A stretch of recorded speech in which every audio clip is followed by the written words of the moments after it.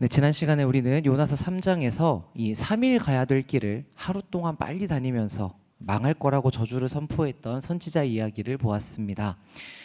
그런데 그렇게 하라고 명령하셨던 이 하나님의 의도는 오늘 본문에서 볼 수 있듯이 니느웨의 회개와 회복이었지 멸망이 아니었죠. 이것은 우리가 하나님의 뜻을 수행하기는 하지만 하나님의 의도를 잘못 넘겨짚을 수 있다는 것을 가르쳐 주었습니다. 그리고 그런 오해가 있을 때, 내 생각과 하나님의 생각이 다를 때 우리가 하나님에 대해 어떠한 태도를 보이는지는 오늘 본문의 요나가 잘 보여주고 있죠. 자, 1절은 요나가 매우 싫어하고 화를 냈다고 합니다. 이 12만 명이 있는 니느웨의 임한 구원은 하나님의 자비하심이 얼마나 풍성하고 크신가를 열방에, 세상에 드러내는 사건이었습니다. 그러니까 이런 대목을 보면 우리는 읽다가 야, 우리 하나님 대단하시다. 어떻게 이렇게 회개한다고? 그러니까 어떻게 이런 악한 사람들을 회개하게 만드셨으며 또 그들을 이렇게 사랑한다고 하실 수 있는가? 우린 여기서 하나님을 높일 것 같은데, 그런데 1절을 직역해보면 요나는 그것을 나쁘게 여겼고 불쾌하게 여겨서 크게 분노했다라고 이야기를 합니다. 얼마나 화가 났던지 니느웨가 멸망하지 않는 걸 보니까 이제 곧바로 하나님한테 2절과 같이 이야기를 하죠. 여호와께 기도하여 이르되 여호와여, 내가 고국에 있을 때에 이러겠다고 말씀하지 않았습니까? 그러니까 하나님, 제가 이렇게 될 거라고 얘기하지 않았습니까? 이런 얘기예요. 이게 무슨 뜻이냐면 1장에서 요나가 하나님의 명령을 받았을 때 하나님께서 이제 너 니느웨로 가서 얘기 좀 해라, 이 얘기를 듣는 순간에 요나는 하나님께서 니느웨를 구원하시겠구나를 알았다는 얘기입니다. 근데 이어서 보겠습니다. 그러므로 내가 빨리 다시스로 도망하였사오니 주께서는 은혜로우시며 자비로우시며 노하기를 더디하시며 인애가 크시사 뜻을 돌이켜 재앙을 내리지 아니하시는 하나님이신 줄을 내가 알았기 때문입니다. 자, 여기서 나오는 은혜롭고 자비롭고 노하기를 참고 인애, 헤세드가 크다라는 말은 출애굽기에서 나오는 이야기죠. 모세가 십계명을 받으러 간 사이에 이스라엘 백성들이 금송아지를 만들어서 범죄했잖아요. 그때 하나님이 매우 노하셨습니다. 그래서 어떻게 하냐면 모세가 이제 하나님께 막 기도를 하면서 중재를 하죠. 그때 그 대사 중에 주의 영광을 내게 보이소서, 이렇게 모세가 요청을 합니다. 그러자 하나님께서 나 직접 보면 죽으니까 내가 이렇게 손으로 덮어뒀다가 등을 보여줄게 얘기하시거든요. 그렇게 하나님께서 자기를 보여주시는 순간에 모세에게 자신을 소개하신 내용이 바로 이 내용입니다. 출애굽기 34장 6절 말씀인데 같이 읽어보겠습니다. 시작. 여호와께서 그의 앞으로 지나시며 선포하시되 여호와라 여호와라, 자비롭고 은혜롭고 노하기를 더디하고 인자와 진실이 많은 하나님이라. 아멘. 이게 하나님의 자기소개였어요. 간단하게 보면 이 자비라는 말은 그 여인의 자궁이라는 단어이거든요. 그러니까 어머니가 자식들을 생각할 때 가지는 마음을 이야기를 하고, 은혜라는 이 말의 뜻은 호의를 베풀기 위해서 가까이 몸을 굽히는 행동을 이야기합니다. 그러니까 하나님의 가까이 하심이 담겨 있죠. 그리고 분노를 길이 오래 참으신다고 이야기를 하고, 인자는 여러분이 많이 들으셨을 이 헤세드, 언약에 성실하신 하나님을 나타내고, 진실이란 말은 확실한 진리, 하나님의 변치 않은 신실함을 나타냅니다. 그러니까 여러분, 우리가 요나서를 보면서 요나가 정말 어리고 뭐 기도도 잘 못하고 하나님께 반항하고 이렇게 철이 참 없네 라고 생각을 했지만, 그래도 우리가 요나를 너무 무시하면 안 돼요. 왜냐하면 이 요나는 말씀을 잘 알고 있었던 선지자이고, 심지어 내용만 아는 게 아니라 정말로 하나님께서 저 니느웨 사람들을 구원하시겠구나라고 믿었던 사람입니다. 그런데 이런 요나의 탁월한 점에서 우리가 발견할 수 있는 중요한 사실이 한 가지 있죠. 하나님에 대해서 잘 알고 하나님이 하실 수 있다라는 능력을 믿는 것과 하나님과 마음을 통하고 순종하며 그분을 높이는 일은 별개일 수 있다는 것입니다. 그러니까 우리는 하나님을 제대로 알고 하나님이 하실 기적을 다 믿는다고 하더라도 하나님에게 분노하고 하나님이 하신 일을 싫어할 수 있다는 것이죠. 그러니까 하나님이 얼마나 좋으신지를 아는 것과 그분이 하시는 일이 내 마음에 드는가는 다른 문제라는 겁니다. 자, 그러면 요나는 왜 그렇게 이 니느웨가 구원받는 것을 싫어했을까? 이것은 이 당시의 배경을 좀 알 필요가 있습니다. 우리 며칠 전에 광복절이었죠. 광복절은 이제 일제치하에서 해방된 날을 기념하는 날인데, 만약에 우리가 그 시절에 살았다고 생각을 해봅시다. 이 얘기가 이제 요나서 설명할 때 많이 드는 예화거든요. 그때 이제 뭐 신사참배 이런 문제들이 많이 있었잖아요. 우리 민족이 복음을 받아들이고 지금처럼 우리 교회가 모여서 이렇게 예배를 드리는데, 뭐 순사들이 와서 우리를 탄압하고 누구를 잡아가고 때로는 우리가 아는 사람이나 가족을 고문하고 그래서 죽게 됐다고 만약에 생각을 해봅시다. 자, 그런데 그 상황에서 하나님이 우리에게 말씀하시기를 너 일본 가서 내가 걔네들 구원하게 말씀 좀 전해라, 이렇게 얘기를 하시는 거예요. 그러니까 근데 낌새를 보니까 하나님께서 분명히 일본 사람들을 멸망하게 두실 것 같진 않고 구원하실 것 같거든요.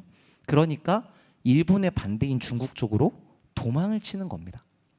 그러니까 요나가 다시스로 도망하려고 했던 거는 진짜로 하나님을 피할 수 있을 거다라고 생각을 했던 게 아니라 이 명령이 자기에게 얼마나 어렵고 또 싫은 것인지를 행동으로 보여준 것이었죠.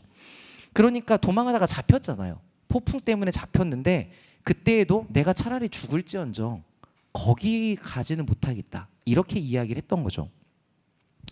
자, 그런데 여기서 우리가 한 가지 더 볼 게 있습니다. 그렇게 원수인 나라이긴 했는데 어떤 상황이었냐면, 이 아수르의 수도인 니느웨는 피와 악독의 성이다라고 불릴 정도로 잔혹한 곳이라고 했죠.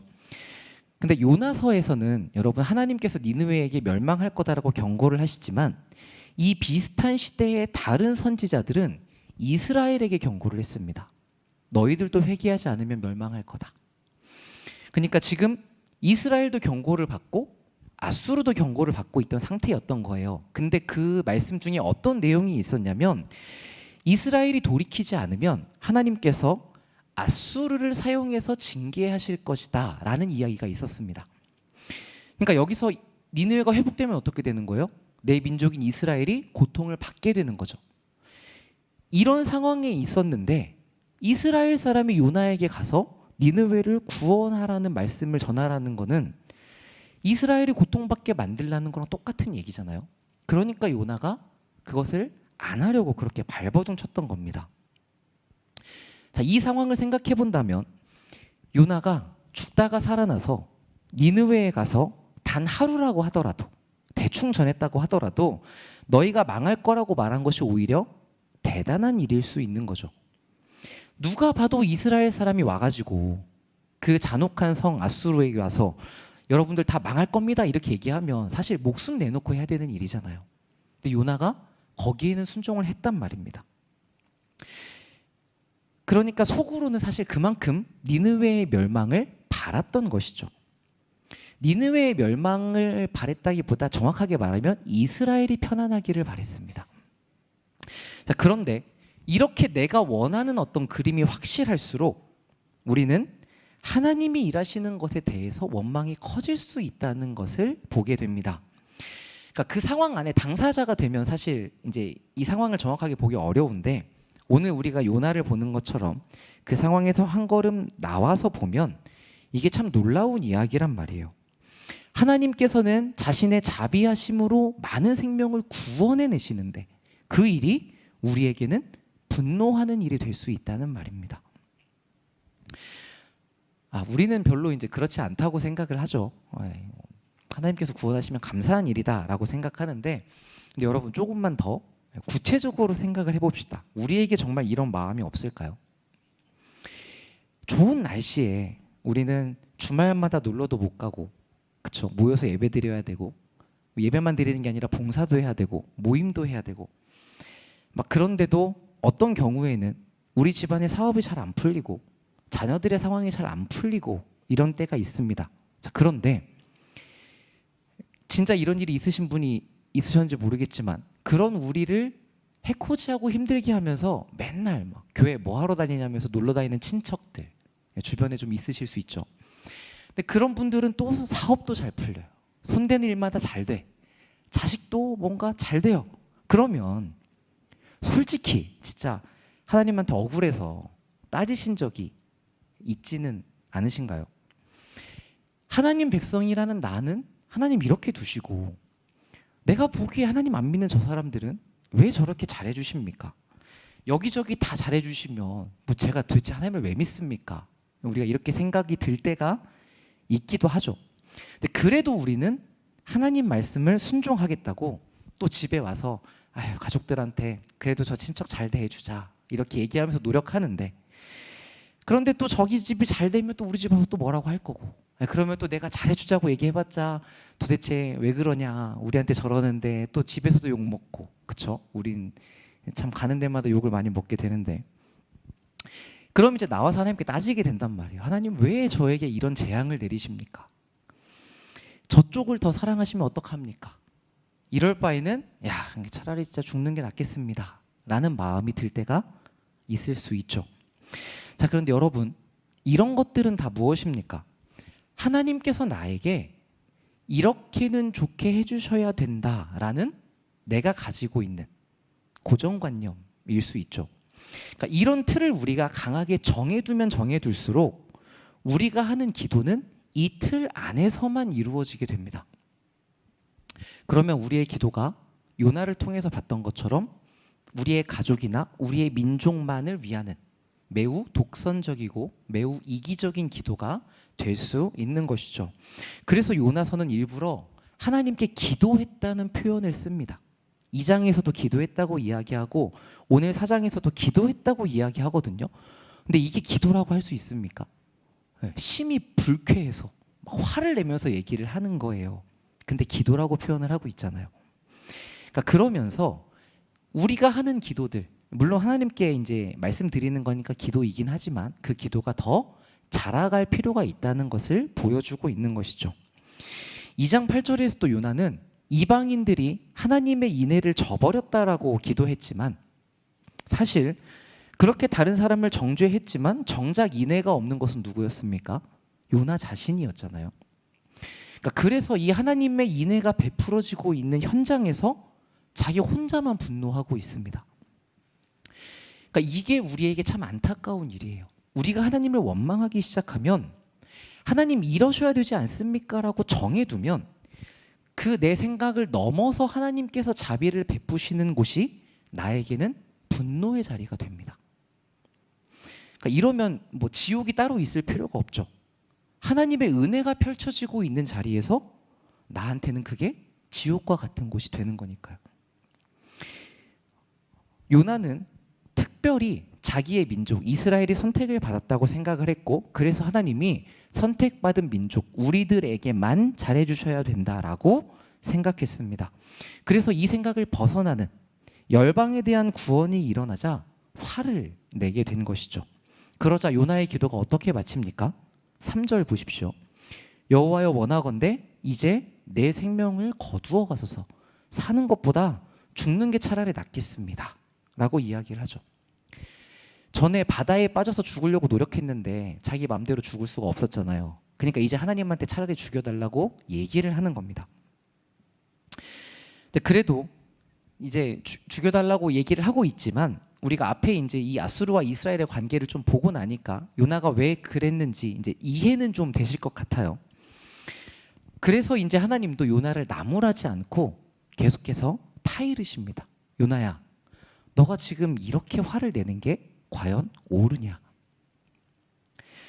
하나님은 요나가 스스로를 살펴보도록 질문을 던지셨습니다.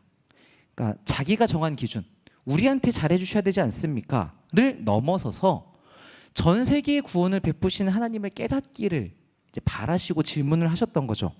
그런데 요나는 자기의 틀림을 인정하려고 하지 않고 자기 자신을 보려고 하지 않았기 때문에, 왜냐하면 자기는 맞다고 생각했기 때문에, 그래서 무엇을 생각하냐면 이 상황을 다시금 살펴봅니다. 요나가 그 성에 다니면서 뭐라고 얘기했냐면 40일 지나면 무너질 것이다 이렇게 얘기를 했잖아요. 그러니까 지금 이 사람들이 회개를 하고 있지만 그만큼 악독한 사람들이었으니 다시금 회개를 접고 악한 일을 할 거다. 그러면 40일 안에는 이 성이 무너지겠지라고 생각을 했던 것 같습니다. 그래서 요나는 하나님의 질문에 대답하지 않고 성읍을 나가서 천막을 치고 이 성읍을 구경하고 있죠. 하나님께서 과연 어떻게 하실지 지켜보겠다고 이제 팔짱 딱 끼고 보고 있는 겁니다. 자, 그런데 여기서 하나님이 어떻게 일하시냐면 그 요나가 더울까 거기에 넝쿨을 자라게 만들어 주시죠. 그러니까 여기서 우리는 하나님의 백성을 대하는 하나님의 세밀한 손길을 보게 됩니다.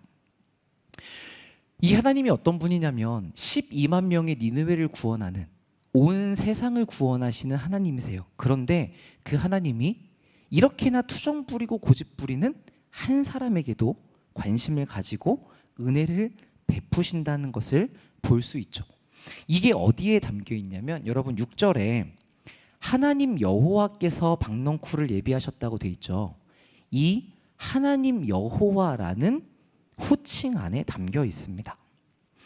지금까지 대부분 여호와 또는 하나님이라고만 요나서에서 언급이 되어 왔거든요. 그런데 여기서만 하나님 여호와라는 말을 동시에 사용하고 있습니다. 보통 이 하나님이라고 표현이 될 때는 어떤 의미냐면 온 우주를 통치하시는 창조주 하나님을 이야기합니다. 그리고 여호와라는 말은 이 여호와는 이제 출애굽할 때 하나님께서 가르쳐 주신 이름이잖아요. 그래서 하나님께서 사랑하시는 백성들에게 약속한 것을 지키신다라는 언약의 하나님을 강조하는 의미가 있습니다.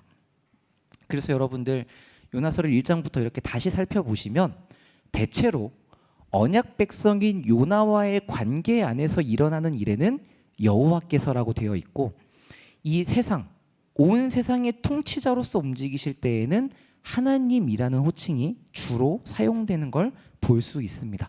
자, 그런데 여기서만 하나님 여호와라고 같이 쓰면서 세상을 초월하시는 통치자 하나님이 이 작은 한 사람에게도 가까이 하며 돌보시는 여호와라는 것을 동시에 드러내고 있죠.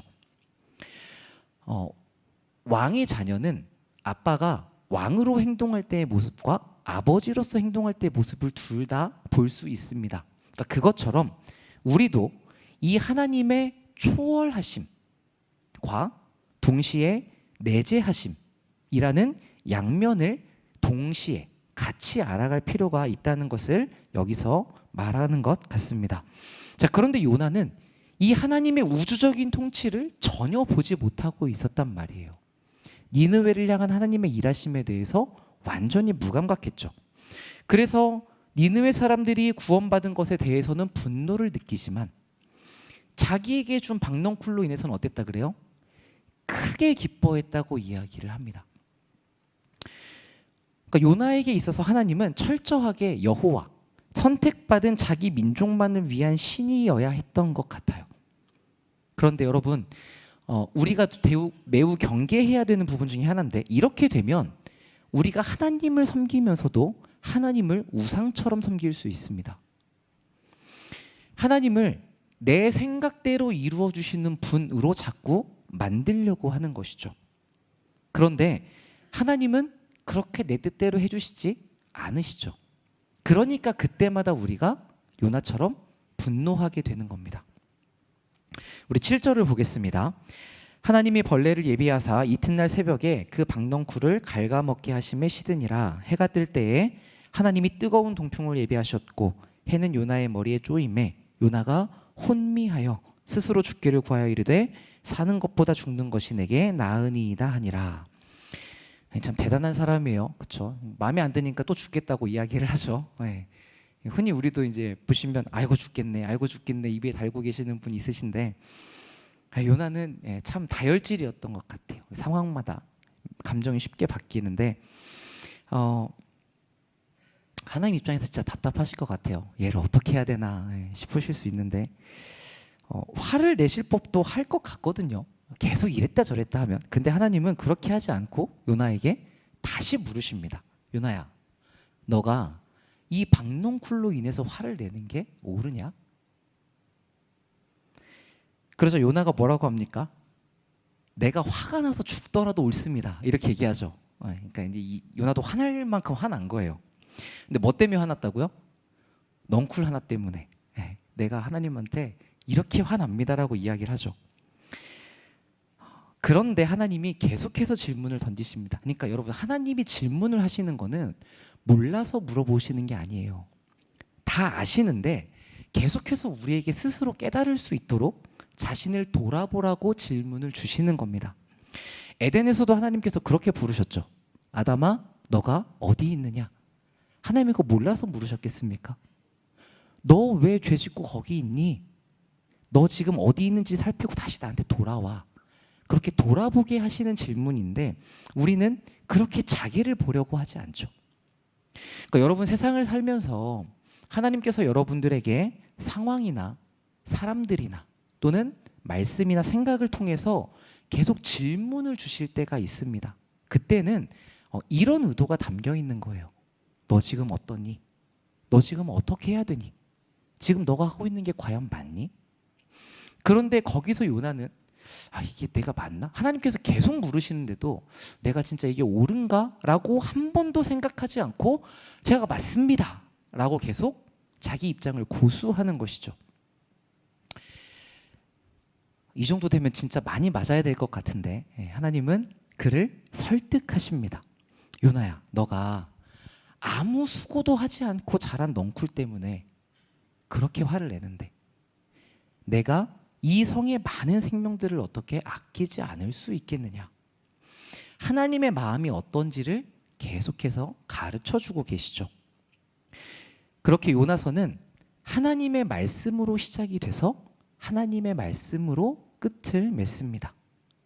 근데 그 마지막에 요나는 아무런 대답을 하지 않고 끝나요. 제가 처음에 이 요나서에 대해서 말씀드리면서 요나서의 큰 주제 중에 하나는 하나님의 자비하심이라고 말씀드렸습니다. 1차원적으로 보면 이것은 니느웨를 구원하신 하나님의 자비하심이라고 볼 수 있고요. 거기서 한 번 더 생각해 보면 이 일에 동참하면서도 하나님 앞에서 고집을 부리는 그 선지자를 향한 하나님의 선대하심에서도 볼 수 있습니다. 자, 그런데 여기서 우리가 조금 더 들어가면 어떻게 볼 수 있냐면 온 세상을 향한 하나님의 자비하심을 모르는 선택받은 하나님의 백성들에 대한 자비하심이라고도 생각할 수 있죠. 이스라엘은 하나님의 선택을 받은 백성이 맞습니다. 그런데 여러분, 처음에 하나님께서 이 이스라엘 민족을 왜 세우셨는지 기억하십니까? 창세기 12장에 아브라함이 이제 부름을 받을 때 2절에 하나님께서 이렇게 말씀을 하십니다. 내가 너로 큰 민족을 이루고 너에게 복을 주어 너의 이름을 창대하게 하리니 너는 복이 될 것이다. 하나님께서 그 민족을 세우고 복 주겠다라고 약속하셨죠. 자, 그런데 그 다음 절이 뭐예요? 3절 우리 같이 읽어보겠습니다. 시작. 너를 축복하는 자에게는 내가 복을 내리고 너를 저주하는 자에게는 내가 저주하리니 땅의 모든 족속이 너로 말미암아 복을 얻을 것이라 하신지라. 아멘. 자, 하나님께서 택한 백성에게 복을 주심으로 세상이 하나님을 알도록 만드셔서 결국 뭘 하시겠다? 이스라엘을 통해 온 세상이 복을 받게 하겠다. 이게 하나님이 그리신 큰 그림이었단 말입니다. 그런데 시간이 지나면서 이스라엘은 우리가 선택받은 민족이니까 하나님은 우리만 사랑해야 돼 라고 착각했던 것이죠. 근데 흔히 우리도 그렇게 생각할 때가 있잖아요. 악인들이 번성하는 걸 보면서 하나님이 왜 저 사람들이 그냥 두시는가? 우리를 잘 되게 해주셔야지. 그것과 이스라엘이 크게 다르지 않았다는 겁니다. 그래서 하나님께서 이스라엘의 이 생각을 깨뜨리려고 엄청 고생을 하십니다. 성경을 읽어보시면 대부분 선지자가 한 얘기들은 다 이런 얘기들이에요. 이스라엘이 자기 존재의 이유를, 자기에 대한 인식을 바꾸어야 우리가 복을 받고 세상에 이 하나님의 사랑을 전해야 돼 라고 인식을 해야 하나님이 계획하신 일이 이루어지는데, 그런데 이스라엘은 자꾸 우리에게 복을 달라, 우리를 축복해야 된다라고 이야기를 하는 겁니다. 그거를 대표적으로 보여주는 것이 이 요나인 것이죠. 이 생각이 얼마나 견고하던지 깨지지가 않습니다. 그래서 이 요나서의 사건이 있었음에도 불구하고 이스라엘은 깨닫지 못하고 멸망하고 포로로 끌려가서 온 세상에 흩어지게 되죠. 이 이야기로부터 우리가 큰 교훈을 얻을 수 있을 것 같습니다. 우리는 스스로 내가 완벽하다고 생각하지 않고 내가 완전하다고 여기지 않습니다. 그렇다면 반드시 무엇이 따라와야 되냐면 지금 내가 가지고 있는 생각을 깨트리는 일이 필요하구나. 이게 따라와야 됩니다. 당연한 것이지만 참 쉽지가 않죠. 왜냐하면 이 일이 어디에서 이루어져야 되냐면 내가 너무나 맞다고 확신하는 부분에서 깨져야 되기 때문에 그렇습니다. 근데 우리는 내가 잘 모르는 부분에 대해서는 의심해요. 내가 과연 맞을까? 살피고 조심하는데 이거는 이게 너무나 맞지, 당연하지라고 생각하는 것에 대해서는 의심하지 않습니다. 그래서 하나님한테 내가 화가 나서 죽더라도 제가 맞습니다 라고 이야기를 하는 것이죠. 그런데 하나님께서 우리에게 하시는 질문은 너가 지금 맞다고 하는 그게 과연 옳으냐? 그 부분을 생각해 보라고 질문하신 것이죠. 지금 너가 그게 맞다고 생각하는데 거기에 대해서 내 마음도 그럴 것 같으니? 라고 물으시는 것입니다. 여기에서 우리가 내가 생각하는 것보다 훨씬 더 생각을 많이 열 필요가 있습니다. 그래야 우리의 생각보다 크게 일하시는 하나님을 조금씩 더 배워갈 수가 있는 것이죠. 그런데 우리는 대체로 너무 빨라요. 어떤 질문이 주어졌을 때 이게 맞습니다, 하나님. 이건 제가 화를 내도 당연한 일 아닙니까? 라고 즉시 대답을 하죠. 여러분 거기서 한 번만 멈추셔서 하나님 보시기에 아니면 어떡하지? 하나님 앞에서 내가 정말 옳은가? 라고 생각해 보시고 그 질문에 대답하기 위해서 치열하게 하나님의 말씀을 파고드시고 기도로 하나님의 마음과 뜻을 물어보시면 좋겠습니다. 이 하나님과 우리와의 대화가 있어야 우리가 비로소 자라갈 수 있습니다. 이런 겸손함, 자기를 깨뜨리기 위한 노력을 기울일 때에 하나님께서 그 자비하심으로 우리에게 관심을 기울이시는 여호와의 자비하심으로 우리를 깨닫게 하시죠. 그때 우리는 불의한 사람들과 악인들까지도 하나님이 왜 품으실까? 여기에 대해서 조금 더 하나님의 마음을 알아갈 수 있게 될 것입니다. 여러분들이 그렇게 하나님과 대화하시고 하나님의 마음을 배워가시면서 여러분의 마음도 넓어지시고 여러분이 더 성숙해 가시고 그렇게 하나님의 마음을 시원하게 해드리는 주님의 백성들이 되셨으면 좋겠습니다. 아멘. 자, 오늘은 제가 기도로 마치지 않고요. 우리 기도회로 모인 만큼 같이 한 3가지만 기도하고 이어서 개인 기도하고 돌아가시면 좋겠습니다.